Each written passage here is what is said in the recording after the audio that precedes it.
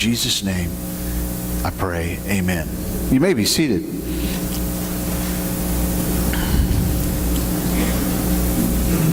So the Old Testament and the New Testament, 66 books, several hundred pages. The Old Testament and the New Testament are purposely distinct from one another, and yet at times they overlap. For instance, did you know that 9 of the 10 commandments the 10 commandments in the Old Testament, 9 of the 10 commandments are repeated in the New Testament? Did you know that? Just say yes, but you may not have known it. Some of you do, I know, because I've told you. But 9 of the 10 are repeated in the New Testament. So there's overlap. I know what you're saying. Which one isn't? You know which one isn't? The Sabbath. Why? Because Jesus is our Sabbath rest. Well, nevertheless, so you can't, even though they're different, and even though they overlap some, you can't really appreciate one without the other. The Old Testament was foundational. The New Testament, and it had its place. The New Testament was ultimate and forever. So, we're not under the Old Testament. The New Testament we're under the New Testament, and we will be until Jesus comes. And it is binding, and it's forever until Christ comes, and even then, we're still under His grace. So, if you have been in class with me at any point in time, you've heard me say that one of the reasons there's so much confusion in the church today is because people, and a lot of pastors, sadly enough, do not really know how to interpret the Scriptures. And that presents a lot of confusion. So one of the things that you've heard me say is this: you must understand the Old Testament in light of what the New Testament says about it. And when people don't do that, then there becomes a lot of it's how the cults have come about, because confusing the Scriptures and taking this one from the Old Testament and this one from the Old Testament and thinking it's binding for all time when it's not repeated as a command in the New Testament.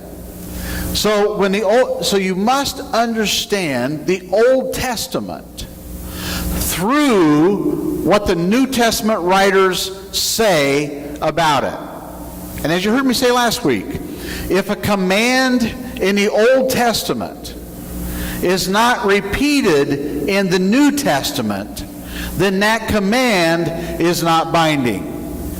And when there's confusion on that, that's how we get people making all these rules about food and Sabbath and circumcision and all this. They can make all these rules that they think are binding today, but they're not binding because they're not repeated. And we're not under both covenants. We're only under one. And so you need to appreciate them. They overlap. The Old Testament's foundational, but we're not under the Old Covenant. So we need to make that clear. However, even though we're not under it, we can still learn from some of the things that happened and that were said in the Old Testament. And many of those things are repeated in the New Testament. And today is one of those days when we can look back at the people of God, at the precedent and things that happened in the Old Testament, and think, okay, I see what he's trying to say. We can draw some conclusions about that. They're relevant for here and now. And we're talking about those crazy Asherah poles. Those Asherah poles. Now, you probably haven't heard a whole bunch of series of sermons on Asherah poles. I'm not sure I don't think I've ever heard a sermon from anybody else on Asherah poles. There's probably not another preacher in America today, or anywhere else for that matter, talking about Asherah poles. Somebody has at some point. I'm not the first or the only one to ever do anything like this. But it's not a series, it's not a topic you're going to hear a lot about in a lot of different places. And yet, man, is it powerful and significant for where we are. In fact, it's life-changing. Asherah poles. We're not sure where they came from. We're not sure what they look like. We're not sure their precise message. We don't have any to go back and find. We're not even really sure how to pronounce the word, whether it's Asherah or Asherah or Asherah. We're not really sure, but just we'll anglicize it today, and we'll just put the accent on the first syllable, and so we'll call them Asherah poles.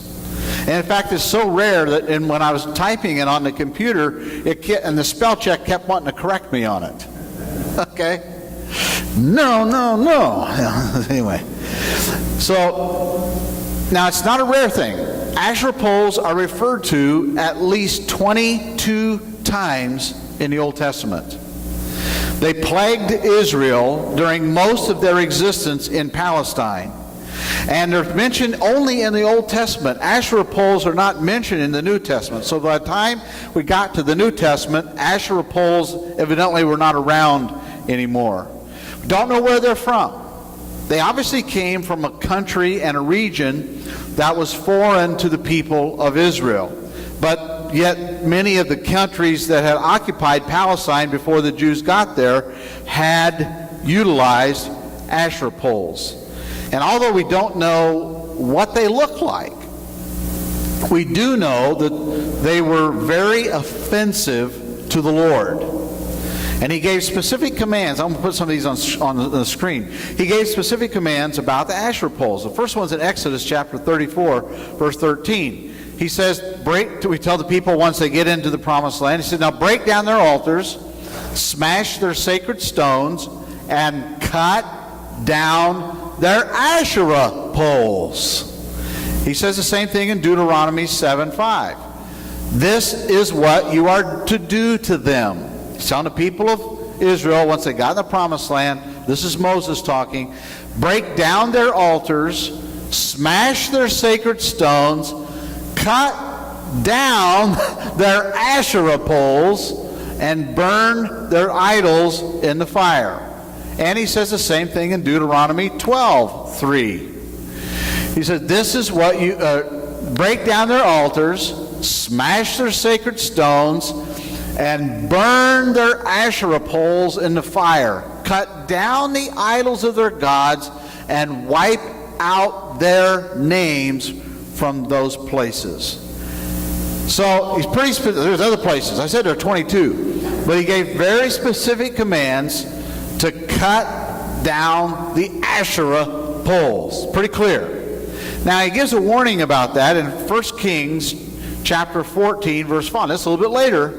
But he says, and the Lord will strike Israel so that it will be like a reed swaying in the water.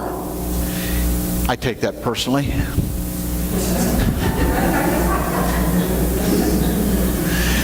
My last name is Reed, if you didn't know. All right. I know you know, but somebody might not know. So,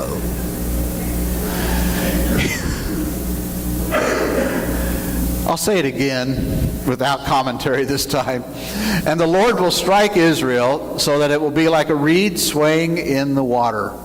He will uproot Israel from this good land that he gave to their ancestors and scatter them beyond the Euphrates River, because they aroused the Lord's anger by making Asherah poles. Now, some of the Jews, to be fair, some of the Jews and some of the kings did obey him, but most did not. Let's look at 2 Chronicles 19:3. There is, however, some good in you, for you have rid the land of the Asherah poles and have set your heart on seeking God. Okay, so you can see it's no small matter. Now, Israel and Judah, you remember the two countries after a while, Israel and Judah had this love-hate relationship with Asherah poles.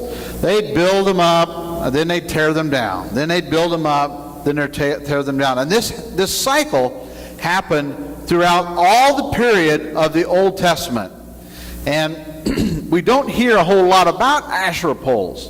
But this matter of Asherah poles was something that was just there through the history of Israel, and it's integral to their whole history. Now, and they had all these kings, good kings and bad, and the bad kings would build the Asherah poles, and then the good kings would come along and they would tear them down. And this cycle happened over and over and over again for hundreds of years. And here's what I want you to see from all that. Here's what I want you to catch. The Asherah poles were one of the main reasons for the demise of the Jewish people in Palestine. The Asherah poles were one of the reasons, and one of the main reasons, that the Jews were banished to Assyria and to Babylonia. And catch this. The Jews never successfully dealt with the Asherah poles. And that was one of the reasons for their demise. Now, as I mentioned, we're not really sure what an Asherah pole was. Not really sure what it looked like. There's a deity on it. We're not sure what that face looked like. We're not sure how tall the poles were. Not sure what kind of wood they were made of. Not sure how just not real sure about the structure. But we do know this, that they offended God. There's some speculation that they were probably erected to the honor of some fertility goddess. Minimally, we know that they were a monument to a pagan god. They were erected in honor of some deity that called for devotion from people, and the pole was symbolic of that god or that goddess. So we don't really know what they look like, but we do know this, that these Asherah poles deeply offended God. He considered them an insult and vying for the people's devotion, because he alone is God. And God came down hard on the Israelites for having these poles, for tolerating them and for building them. And here's what we saw in the Old Testament. As long as the Asherah poles were in the land, God withheld his blessing. Hear me?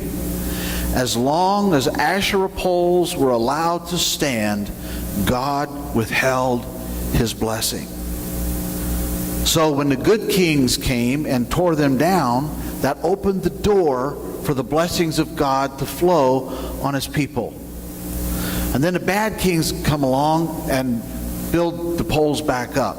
Poles go up, blessings stop. Poles come down, the blessings come. And that cycle happened over and over and over again. Now, you think of all the problems that they had, we might say to ourselves, those Asherah poles really don't seem like a big deal. Oh, they put a pole up. Okay, who cares, you know? But to God, it was deeply offensive. You see, the devil always tries to minimize the things that God considers important. God said not eat of this fruit. Oh, he didn't say not eat of that fruit. Surely he doesn't really mean that if you eat that fruit. He didn't. No, he said I'd die. Oh, no, he didn't really mean that. He was just pulling your leg. You know, he knows if you eat that fruit, well, you'll be like him. See, the devil's always trying to minimize what God calls significant, and always trying to maximize what God calls insignificant. Make important things that aren't, and make unimportant things that really are. It was a sin. The poles might not seem like a big deal to us, but they were deeply offensive to God, and to God it was a sin to have Asherah poles. You can hear him saying it if he was talking in our language. So look, I don't want you guys to have any Asherah poles. I don't want to see an Asherah pole in your backyard. I don't want to see one on a ball diamond. I don't see one on the courthouse lawn. I don't want to see one in the barn lot. I don't want to see one in the middle of the field. I don't want to see one anywhere. Because Asherah poles represent devotion to a false god holding on to something that they should not have. And it was a form of disobedience. And it might seem like a small thing. But Asherah poles got in the way of real blessings. Now, where am I going with this? In a way,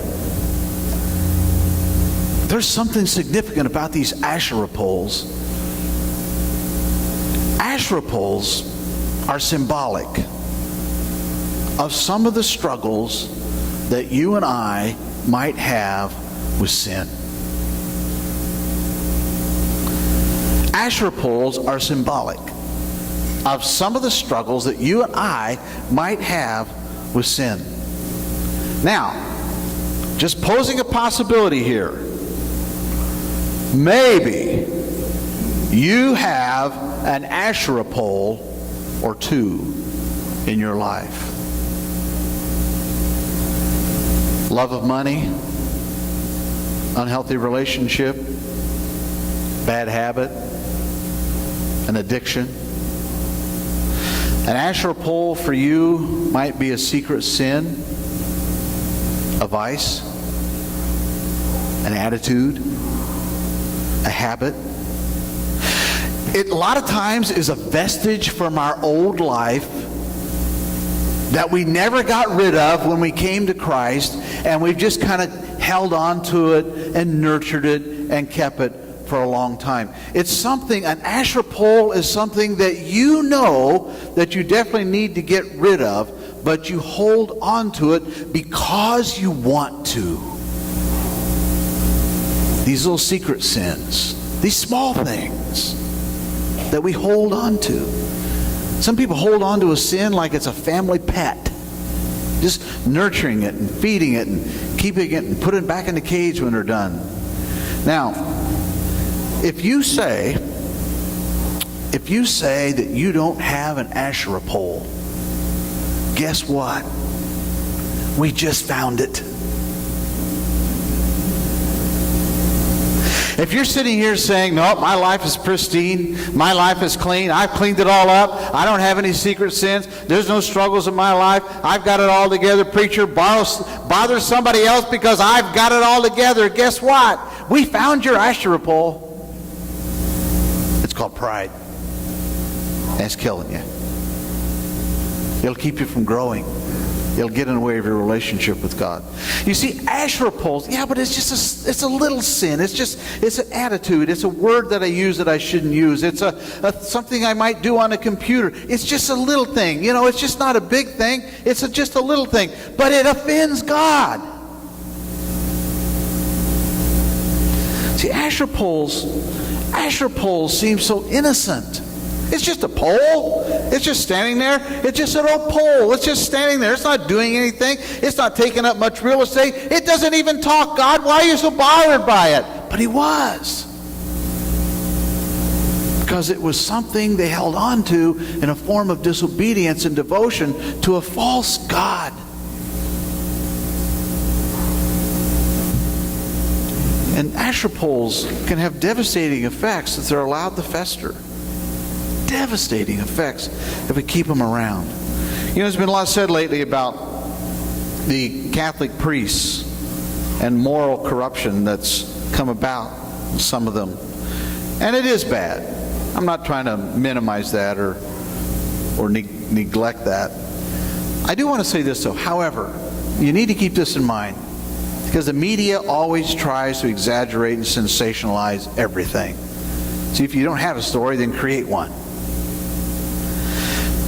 The majority of priests are not that way. And you've got to understand that. I'm not an apologist for the Catholic Church, but you've got to understand that's only a few. Most of them are sincere about their work and go about it with integrity.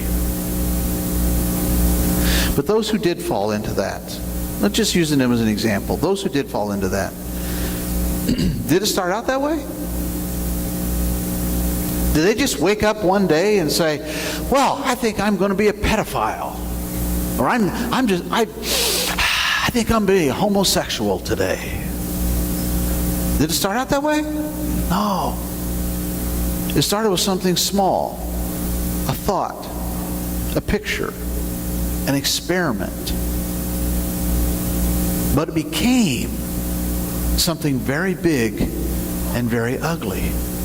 And that is how Asherah poles work in our life. Asherah poles can also rob us of joy, because a part of us is given over to devotion to whatever the Asherah pole in our life is. We hold on to it. We cradle it. We nurture it. We hold on to it like Gollum held on to his little preciousness in the Lord of the Rings. But in the meantime, we hold on to it. We think we control it, but in a way, it controls us. And whatever controls us robs us of joy. And also, Asherah poles come between God and us. And that's what sin does. It disrupts our fellowship. Look, your Asherah pole, whatever it is, may not seem like a big deal, but it is. You see, you've gotten used to it, but God has not. And He will not. And you may hide it inside your heart, but God knows that it is there. You might hide it from your spouse or hide it from your friends, but God knows that it is there. And He sees it for the ugly bit of idolatry or rebellion or greed that it really is. He sees what it does to you, and He sees what it does to Him.